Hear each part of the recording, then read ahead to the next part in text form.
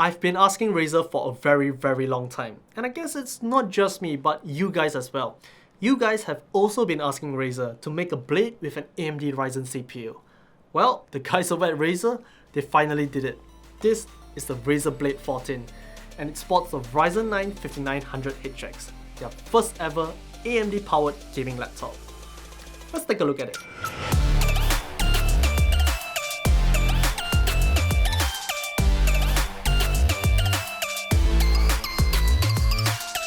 Razer has come a long way, no doubt about it, but all of the laptops that they have released thus far all sports an Intel CPU, and understandably so. They are also not the only company to do so.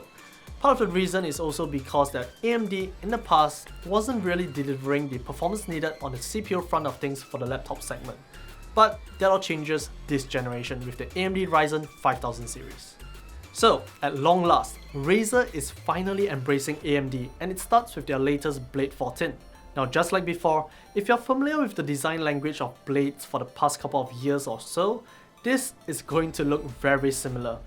Basically, just take the Blade 15, trim off the edges, make it slightly more compact, and you get the Blade 14. It's a simple and minimalistic design that wouldn't look out of place anywhere, and the finish is just immaculate. We've always liked it, and we still very much do.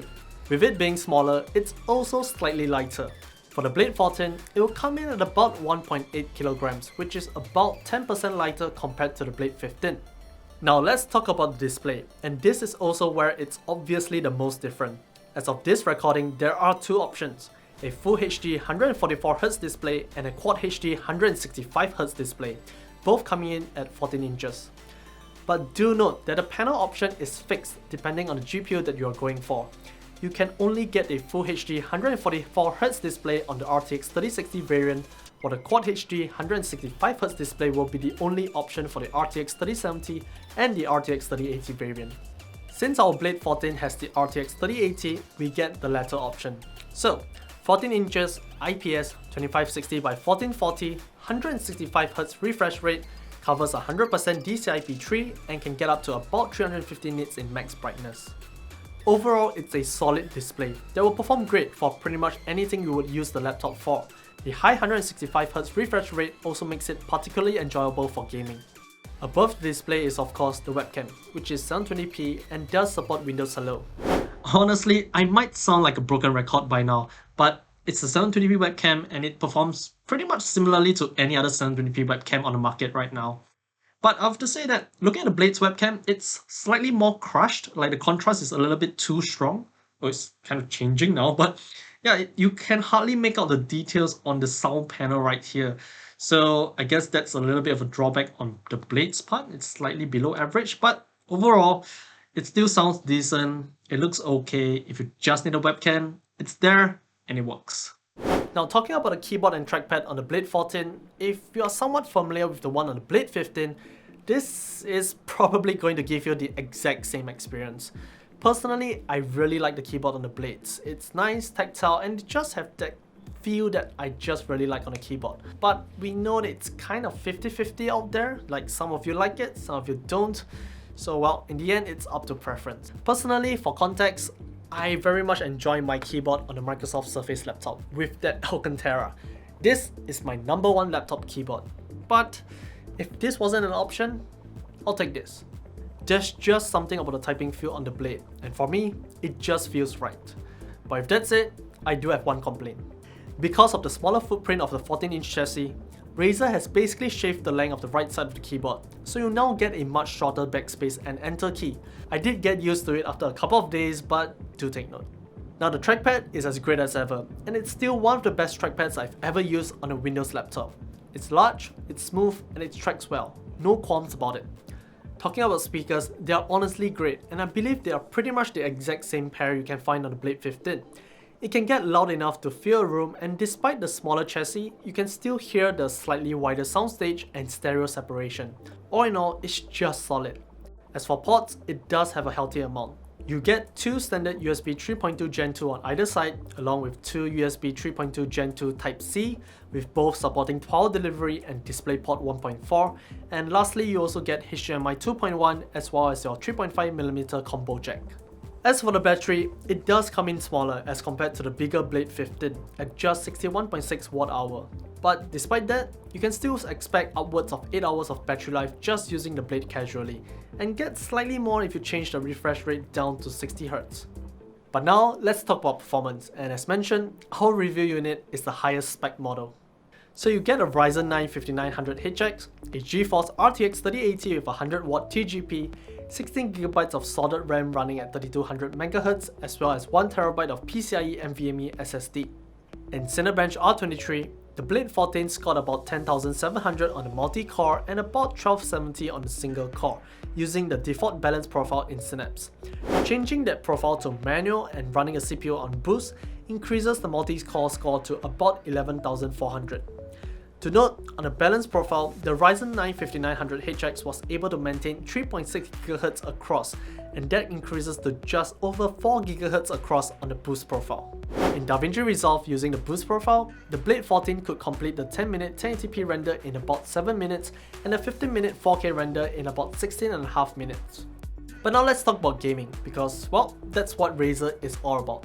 At the native resolution of 1440p, the RTX 3080 with 100W TGP performs rather admirably, being able to achieve very good frame rates for pretty much any kind of game you would want to play. CSGO, Apex, Shadow of the Tomb Raider, you name it. Dropping the resolution down to 1080p does yield yet higher frame rates, anywhere from 10 to 20% better, making for a really enjoyable gaming experience and arguably perhaps the better resolution to run on a 14-inch display. For those of you who are interested in really nice lighting and shadows, the 100W RTX 3080 will also perform great at either resolution, easily providing more than 60 frames per second or even more than 100 frames per second on the latest titles using DLSS 2.0, such as Metro Exodus Enhanced Edition. With that said, however, this is also where you might find the RTX 3080 on the Blade 14 to be a little lacking, given its mere 100W TGP. Compared to the strict G15 Advantage Edition, the RX 6800M actually performs better, and compared to even just the RTX 3070 on the Legion 5 Pro, that performs better as well. And of course, it is way behind in comparison to the Legion 7, which has a 165W RTX 3080. This just goes to show how much the difference that performance can be even between the same GPU, just based on the amount of TGP allocated alone. In terms of temperatures, however, this is where the Blade 14 kind of shines and is very impressive when you consider the form factor. In a CPU-only benchmark like Cinebench, the Ryzen 9 5900HX maintains just about 82 degrees Celsius on the default balance profile, and even on the boost profile, the temperature only rises to about 86 degrees Celsius. In mixed workloads like DaVinci Resolve, the CPU will run hotter on the boost profile, averaging around 90 degrees Celsius for the most part, while the GPU still stays relatively cool in the mid-60s. As for gaming with the CPU and GPU on a high profile, the 5900HX will hover around 90 degrees Celsius while the RTX 3080 will hover around 80 degrees Celsius.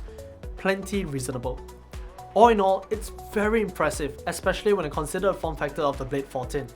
Razer has somehow managed to strike a really nice balance between physical size, performance and temperatures, and I dare say that they are probably the only company to be able to do so. But there is a catch. There's always a catch. Due to how the blade is designed and the use of a single block of aluminum, it gets hot to the touch. I really can't rest my wrist on the laptop at all while gaming, it gets far too warm. On the upside, it does help with temperatures, but on the flip side, it's not comfortable. Also, because this is a rather compact laptop, you don't really get a ton of upgrade options. Open it up and you basically get access to a single NVMe SSD. That's it. The rest is soldered on, which also means at this point in time, the highest configuration will only offer 16GB of RAM, no 32GB option here. But we now come to the most important factor when we talk about Razer Blade, and that's the price, and to a certain extent the value of the laptop itself. And in typical Razer fashion, you might need to consider selling your kidney. The Blade 14 starts at just under 3,000 Singapore dollars or 1,800 US dollars. That would get you the 1080p 144Hz panel and the RTX 3060. For the same price or lesser, you can get the Legion 5 Pro with the RTX 3070 or the strict G15 Advantage Edition with the RX 6800M, both of which will perform far better than even the RTX 3080 version of the Blade 14. But now, if you want this exact Blade 14 with the 100W RTX 3080, that will run you just under 4,600 Singapore dollars or just under 2,800 US dollars. That is a lot of money, no doubt about it, and despite that, you aren't actually getting actual RTX 3080 performance per se. So what are you actually paying for? Well, of course you are going to be paying for the design and the brand itself. It's Razer. But at the same time, you're also paying for the engineering behind it, the form factor, the weight, and the amount of performance that you can get from a 14-inch laptop. This is probably the most powerful 14-inch gaming laptop you can get if you were to calculate performance per volume. While the RTX 3080 is capped at only 100 watts, it's still 100 watts in a thin 14-inch form factor. It's really dense and it's something that's uniquely Razer. It is a very good laptop, we are not going to lie, and we very much like it. We love it even. This is probably the most interesting blade that we've ever come across. But it is pricey, so if you're thinking of picking this up, it's up to you to decide the value of the laptop for yourself. If you have any questions, let us know in the comment section down below. If you'd like to, do check out the affiliate links in the description. If you do, thanks for your support. Don't forget to like this video, subscribe to us on YouTube, follow us on Facebook, Twitter and Instagram. Till the next one. See ya!